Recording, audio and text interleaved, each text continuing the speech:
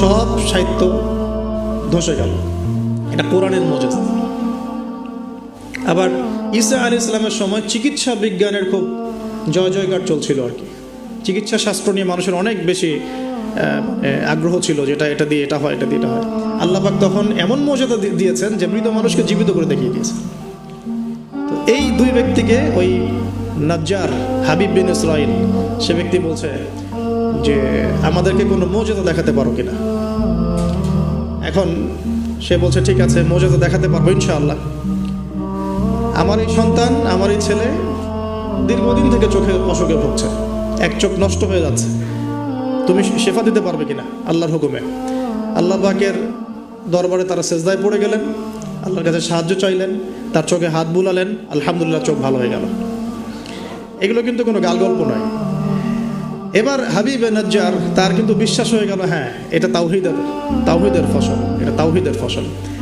এবার তিনি দেনান সাক্ষ্য দিলেন যে আশহাদু আল্লা ইলাহা ইল্লাল্লাহ ওয়া আন্না মুহাম্মাদান, তখন ছিল না, তখন ছিল কি ঈসা রূহুল্লাহ ওয়া আবদুহু, এরকম একটা কালিমা ছিল তখন, ঠিক আছে। তো তিনি মুসলমান হয়ে যেটা করলেন, ওই জনপদের থেকে নির্জনতা অবলম্বন করা শুরু করলেন। তিনি মুসলমান হয়ে কিন্তু জনপদের ভিতর ঢুকে পড়েন নাই, প্রথমে একটু নির্জনতা অবলম্বন করা শুরু করলেন, কারণ সমাজের সবাই কিন্তু মুশরিক। এখন ওখানে যদি আপনি সরাসরি ঢুকে যান, ঢুকায় আপনি এখন যদি জোরে জোরে তাকবীর দেওয়া শুরু করেন তাহলে তো রিমান্ড হবে আর কি। তো তিনি নিজেকে একটু সেফ করে একা একা ইবাদত করা শুরু করলেন। এখানে আমাদের শিক্ষা আছে কিন্তু। আমি এই হাবিবে নাজ্জারের ঘটনা, ওই তৎকালীন সময়কার ওই আন্তাকিয়া শহরের শিরক, এগুলোর সাথে আপনি বর্তমান বিশ্বকে মেলাতে পারবেন। এখনকার বিশ্বের অবস্থাও কিন্তু মোটামুটি এরকমই। অনেক আলোচনা আমি আগে করেছি বিগত লেকচারগুলোতে যে এই ওয়ার্ল্ডের প্রতিটা ডিপার্টমেন্টেই শিরক আছে, একদম এডুকেশন থেকে শুরু করে, শিক্ষা থেকে শুরু করে পলিটিক্স পর্যন্ত সবখানেই শিরক আছে।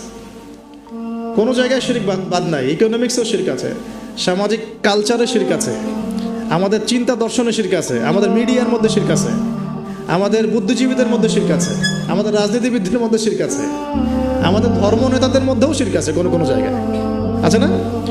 আছে। যদি আপনি ভালো করে খিজিরের মতো দেখতে শেখেন আপনি বুঝতে পারবেন এই ওয়ার্ল্ডটা শিরকের আন্ডারে আছে। আর সামনে আসবে বড় শিরক, মাসিহুদ দাজ্জাল। ও যখন এখন এই অবস্থায় হাবিবে নাজ্জার শহরে ঢুকে দাওয়াতি কাজ শুরু করেন নাই, একা একা তিনি নিজেকে তৈরি করেছেন, আগে তাসকি আধ্যাত্মিক অর্থ অর্জন করার চেষ্টা করেছেন, ইবাদত বাড়িয়েছেন। এদিকে ওই দুজন রাসূল তারা শহরে প্রবেশ করলেন, বেশ কিছু সময় তারা মানুষকে দাওয়াত দেওয়ার চেষ্টা করলেন, কিন্তু মানুষ ইসলাম কবুল করছে না। ঠিক মক্কার অবস্থার মতোই। এই সূরাটা কোথায় নাজিল হয়েছে? মক্কায়। কোথায়? এই সূরা কিন্তু মদিনায় নাজিল হয়।